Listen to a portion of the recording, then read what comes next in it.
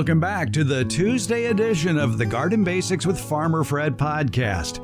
Unlike the Friday edition, we're dedicating the Tuesday podcast to answering your garden questions. Stay tuned to find out how you can get your garden question into the program. So come on, let's do this. We're on the road. We are at Redwood Barn Nursery in Davis, California, so you can probably guess who I'm talking to here. It's Don Shor, the proprietor here at Redwood Barn Nursery. We're standing, of course, near the tomato plants because. All right, let's answer some email, Don. Tony from Loomis writes in and said, Loomis, by the way, in the Sierra Foothills here in Northern California. She says, first off, I love your show. I'm a novice gardener at best, and I make it a point to learn something new each and every week from your show and your thoughtful guests. You've helped my black thumb turn brown. I'm still working at becoming green. Now, she says, I have a whitefly problem. We have approximately 60 head-pruned wine grapes that are 4 years old. Whiteflies have progressively taken over. Neem oil hasn't worked, and it's difficult to get into the middle of the vineyard once in full bloom due to its density. It's just not working, and the whiteflies are having a heyday. We pruned the vineyard, and whiteflies are already appearing from the ground. I purchased two products. This is a long question. I purchased two products, says Tony. Monterey Takedown Garden Spray, which is pyrethrins and canola oil, and Bayer Advanced Fruit, Citrus, and Vegetable Control, which is imidacloprid. The Bayer product says to use only once a year after bud break. The vines, in this case, are still dormant. Since I have whiteflies already showing up, can I use the Takedown Spray now and the Bayer product after bud break if needed? I'm hoping the Takedown Spray will be enough since I prefer organic practices. I do understand the Bayer product is far from organic. And she says, I also purchased BioCare traps and have just put those in the vineyard for added protection. I appreciate your advice on how to manage this persistent problem. Don, grapes, whiteflies, or leafhoppers? That's the first question, is whether she has correctly identified the pest. My guess is she's dealing with leafhoppers, which are much more difficult to control than whiteflies. And she probably should head over to ucanr.edu, our favorite integrated pest management site, and read about leafhopper management. I'd be really surprised if whiteflies are out this early in the season on plants that are just budding out. They're a mid to late summer problem. In our own nursery yard, we manage them by vigorously rinsing off with water. We don't have a vineyard, so that may not be the most practical solution, but it really does work if you're persistent at it. We're talking whiteflies here. Vigorous rinse early in the day if possible. 2, 3, 4 days in a row, so you knock down not just the adults, but also blast off the eggs and a couple of the instars. But you have to do it repeatedly for 3 to 4 days and very vigorously. People are often afraid they're going to hurt the plant with the volume of water, the blast that they're doing. No, you won't hurt the plant, and you will hurt the whiteflies if that's what she's dealing with. So I'd suggest a correct identification on the pest first. Master gardeners, cooperative extension folks could probably help with that. Make sure she's not dealing with leafhoppers, which are more challenging. The differences I've learned growing grapes between whiteflies and leafhoppers are noisier because they make a big thunk when they land on the leaves. Well, they also are more directed in their flight. Whiteflies, you walk out there, they're a cloud of crazy flying things. They're the more common problem for home gardeners on their tomatoes, for example. Leafhoppers, it can be a real nuisance in a vineyard and can actually carry disease problems. So we do need a correct identification. I would strongly prefer the pyrethrin spray to the imidacloprid spray for a variety of reasons, primarily the impact on beneficials. Pyrethrin's a quick thing, some impact on those you spray it on, but that's it, and it tends to be transitory, whereas the imidacloprid is likelier to do some harm to pollinators and other beneficials. I realize that's not a huge concern in the vineyard, since grapes are not bee-pollinated, but there's other beneficials that are out there. Yeah, with whiteflies, a good way to monitor it, and I think she's using it, are yellow sticky traps. Yeah. But for leafhoppers, is it yellow sticky traps or blue sticky traps? That's interesting. There's a lot in the literature about that. I think the easiest way to monitor for those is walk through the vines and shake them as you walk by, because they will fly up very quickly when you have a problem with them, and you'll be able to catch a few and identify them. And I really come back to that again, because if they're leafhoppers, some of them are actually migratory. They're going to come through the valley and be a problem for a while, and then not, and then back again. Others are really problematic in terms of the diseases they spread. So she might want to go up to a higher octane pesticide in that situation. But I'd have to check which ones are going to work best on leafhoppers. Well, they're both very challenging pests to deal with. Whiteflies, I think she'll actually find, interestingly, easier to manage than the leafhoppers because they may be moving in from nearby vegetation. Persistence is key. Persistence and diligence and vigor. Don't take your kid's pressure washer. This is really fun on a hot day. Go out there with that and blast those plants off vigorously. You control the throttle. You're not going to defoliate them, but you'd be surprised how much of a force you can use with a pressure washer and how little damage it does to the plants and how much damage it does to the pest hereafter. As I mentioned, we're here at Redwood Barn Nursery standing next to the tomato display here, and you have one in your hand that I've never heard of before. Extreme bush. So you are going to take this home and plant it in your extensive Folsom farm. Or, as I understand, maybe in a small pot in your Folsom backyard. Okay, and you mentioned this one gets about 2 feet tall and wide? Yeah, and this is a big deal right now. These more compact growing tomatoes. Honestly, those of us who've been growing tomatoes for a long time don't have a lot of experience with these. Their flavor, how they produce and perform, but you'll start noticing more and more of these dwarf indeterminate, truly determinate tomatoes in garden centers because we know there's a lot of home gardeners who want to grow a tomato that don't have 13 acres or even half an acre. They may just have a container. What size tomatoes does it produce? Normal size. Yeah, this is not, a lot of these miniature tomatoes are miniature fruit. I've been growing some of them just for fun, and they're like, all right, this is a novelty. You'll get one nice harvest, and that'll be your salsa for the summer. These are full-size fruit. I see fruit trees behind you from Dave Wilson Nursery. It looks like they should find a home. Yeah, we've got a lot of fruit trees left over. Bare root season was a little slow this year. Most of your garden centers have a pretty good inventory on peaches, plums, nectarines, persimmons, all that kind of thing. The only things we're sold out of, jujubes. They're really hot these days. Why? Particular demographic that knows them and likes them, and they're really good for you, and they're really easy to grow. I will say that. Please, any of you thinking about jujubes out there, be aware they're very thorny. You need a formidable barrier. They're an excellent choice and a beautiful plant and very drought tolerant, very productive. I've just been surprised how their sales have been going up and up year after year. And if I recall correctly, it takes two to tango when it comes to jujubes, the ling and the lee. That was true. There are self-fruitful jujubes, and there's actually some that you can just pick and eat right off the tree, whereas the lee and the lang, I think it was, were you had to dry them to really get much benefit from them. Chico, a bunch of others that have come on the market, you can pick right off the tree. This is just sweet. There's no depth of flavor to a jujube, but they're really high in iron, really good for you. So anyway, we're sold out of those. If you have them, garden with a box of Band-Aids on you. Be careful, yes. Put them where you don't want people walking through the brush.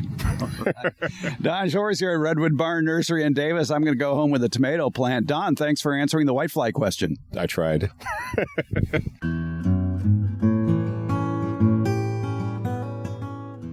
Okay, here's your garden to-do list for the day. Spend some quiet time in the yard. Walk, converse, smell, and touch all your plants. Enjoy the texture, the aromas, the color combinations, the structure. Admire the naturally amazing artwork of plant leaves. Check both sides of those leaves for eggs or insects. And if you're checking for eggs or bugs on your plant, make sure that they're the bad guys and not the good guys before you shoo them away. Take a seat out there. Watch and listen to the visitors to your yard, from insects to birds to four-footed creatures, some of whom may be of dubious benefit. And if you would please, help spread the word to your gardening friends and family about the Garden Basics with Farmer Fred podcast.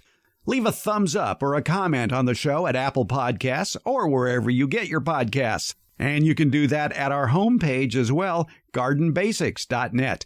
And if you subscribe to our newsletter, leave a comment, share, and a thumbs up as well at the newsletter Beyond the Garden Basics. It's on Substack.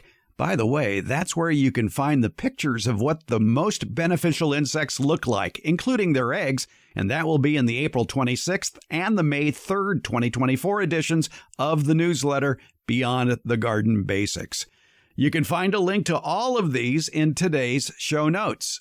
And as always, thanks for listening. We like to answer your garden questions here on the Garden Basics podcast. To help us out, Debbie Flower, retired college horticultural professor, joins us. And Debbie, we get a question from another Debbie. Debbie M, we'll call her. And she writes in, is it true or is it a myth that you should pick off the first tomato you see growing on your tomato bush? Not sure where I got this information from, but I was always under the assumption that if you didn't, it would stunt the production of more fruit. Inquiring minds need to know. Thank you so much for your always excellent advice. Well, Debbie M., don't you like tomatoes? Why would you pick a tomato? Yeah. If the plant's been in the ground, the plant's been able to establish a root system, and tomatoes do that very quickly. They're pretty fast growers. There's no reason to take that first fruit off. If the plant is just put in the ground and it has a tomato on it, I might be inclined to remove it just to allow that plant to establish a bigger root system. But if it's big enough to have a fruit on it, the plant, I mean, then it's probably got a big enough root system to support that fruit. Yeah, we've talked in the past about doing some other juvenile tomato pruning, yay or nay. One we talked about recently was, and you can fill me in on the correct botanical names, but pruning out the armpit hairs of little tomato plants in order to, I guess, spur more flower production? The axillary buds. Thank you. So yes, that's the armpit hairs you're referring to, but they arise actually above where the point where a branch meets the stem, and it becomes another stem that has the ability to grow leaves and flowers and fruit on its own. And plants, depending on how you're pruning your tomato, they can get very bushy. If you have it in a cage and you allow all of these axillary buds to form, they can get very bushy. When I was a student at Rutgers University in New Jersey, and that was a long time ago, so Rutgers' advice may have changed. I haven't checked. But we were taught to remove all of those axillary stems, and we trained our tomatoes to a single stake. And the evidence suggested that we got earlier fruit production. However, we did not get more fruit production because we've removed a lot of fruiting wood and a lot of green stuff that makes the food that fills the fruit. So it was for early production, and we had a much shorter growing season in New Jersey, especially all those years ago, than they do today or than we do in other parts of the country. And so the goal was to get tomatoes fast. But other than trying to get your very first tomato very fast, which we did by pruning it to a single stem and staking it to a stake, or thinning out what's inside your tomato cage. Those are the only two reasons I would remove the axillary buds. All right. Then another very popular tomato removing idea is to prune out the flowers that first appear on a tomato plant. I get those questions every year along the lines of, should I prune off or snip off or pinch out the first tomato flowers that appear in order to get more tomatoes later? The thing is, those early flowers, because of fluctuating weather, usually fall off by themselves. You don't need to help. Right. Yeah. And if the plant is big enough and healthy enough to produce flowers, I wouldn't remove them. I am not aware of any scientific evidence that says removing early flowers or early fruit leads to more fruit or flower production later in the season. Cornell University, Dr. Philip Mingus of Cornell says tomato yields per plant may be lowered by pruning. Removing the leaves or shoots does not conserve food for the crop. It tends to reduce the total food supply. Use training methods that require little pruning. So basically what he's saying is, what, you don't like tomatoes? Right. It's not worth doing. Yeah. I attempted to try to track down where this myth of pruning tomato flowers came from. And you know how it is when it's like the 7 blind guys trying to identify an elephant, or the grade school game of pass it on, where somebody starts a story and that person's supposed to tell another person, and then you compare story A with story Q or however far down the line it went, and they're usually radically different. Right. We called that telephone when I was a kid. Oh, telephone. Okay, that's good. Yeah, that's right. You had telephones as a child. But Texas A&M University had a paper on greenhouse hydroponic tomato culture in the winter. And it pointed out that the growing point is allowed to grow for at least 5 to 7 leaves above the last fruit trees to help prevent sunburned fruit. Remove the flower buds above the last fruit truss to assure no additional fruit set. So I could easily see some gardener reading that and then trying to recall that story, maybe to the next gardener he meets. And, he talks about that one sentence, remove flower buds above the last fruit truss to assure no additional fruit set, but leaves out the fact it was a greenhouse tomato grown hydroponically in the wintertime. And then gardener... Right, that's a very specific situation and probably a very specific type of tomato that's being grown in that situation. Gardener B then tells Gardener C, hey, I just heard pruning tomato flower buds is recommended by Texas A&M. And then Gardener C goes online and writes something along the line of remove flower buds on tomato plants to increase the number of tomatoes or something like that. So if you take the flowers off, you're not reducing or rather increasing the number of flowers, fruit. You're decreasing the number of fruit by removing flowers. Exactly. Language is a virus, as I'm fond of saying. To get back to Debbie M's question, no, Debbie, you don't have to take off that first luscious tomato. You've worked so hard to earn that first tomato. Keep it. Let it grow. There'll be more. Yes.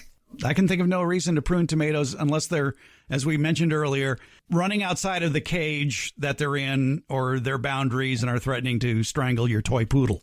Right. They can get big. Yeah, that they can. Well, I hope that helps. Debbie, thanks for your help. I appreciate it. Oh, you're welcome, Fred. Thank you.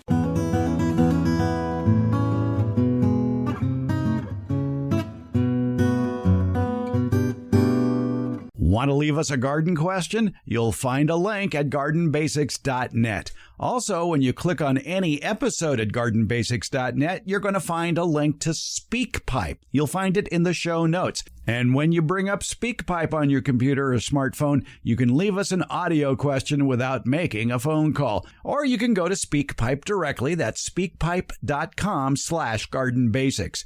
You want to call or text us? We have that number posted at gardenbasics.net. It's 916-292-8964, 916-292-8964. Email? Sure, we like email. Send it along with your pictures to fred@farmerfred.com. Or again, go to gardenbasics.net and get that link. And if you send us a question, be sure to tell us where you're gardening, because all gardening is local. Find it all at gardenbasics.net.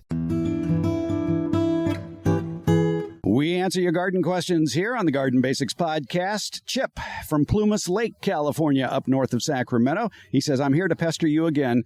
You told me years ago to plant my fruit trees on top of mounds instead of the craters that I had been doing in before, though it would the craters would collect more water. Well, I'm on to planting my 22nd fruit tree, and it's some citrus trees. Shall I plant them on a mound also, or should I plant them even with the ground? Quentyn Young is here, Sacramento County Master Gardener, orchard specialist. Quentyn, we're standing here in your citrus orchard here at the Fair Oaks Horticulture Center. And golly gee willikers, not only are these probably planted on mounds, but they look like they're planted on a slope. Yeah, these are on what we call our citrus row. They are on a hill, so they are on a slope, but I definitely recommend planting on a mound. Right, you get better drainage? Much better drainage. You want to keep the crown of that citrus tree above grade, and it also allows you to amend the soil with either pumice or using a cactus succulent mix, but you definitely want to amend our heavy clay soil. So there's no confusion when we talk about the crown of a tree. It's very confusing. You know, your first reaction would be to look up, but actually on a tree, you look down for the crown. Yeah, you want to see where basically the trunk meets the roots. It's a little bit different where a little bit higher you would see the graft union, but again, I can't tell you how many landscape trees I see planted in depressions in yards that just sit in standing water all winter long, and it just makes me nuts. Citrus trees especially need that good drainage. So, yeah, especially with citrus, and especially up in Plumas Lake, which is a formerly rice-growing area in the Sacramento Valley. So it's a kind of a heavy clay soil, definitely mounds. And that's pretty much all of Sacramento. Yeah, we have heavy clay soil, so mound up, build a little raised bed, maybe 3x3, 4x4. That's another option. Oh, there we go. Quentyn Young, Master Gardener, thanks for some citrus enlightenment. Thank you, Fred. Garden Basics with Farmer Fred comes out every Tuesday and Friday. It's brought to you by Smart Pots. It's Garden Basics, available wherever podcasts are handed out. For more information about the podcast and transcripts of the podcast, visit our website, gardenbasics.net. And that's where you'll also find out about the free Garden Basics newsletter, Beyond the Garden Basics. And thank you so much for listening.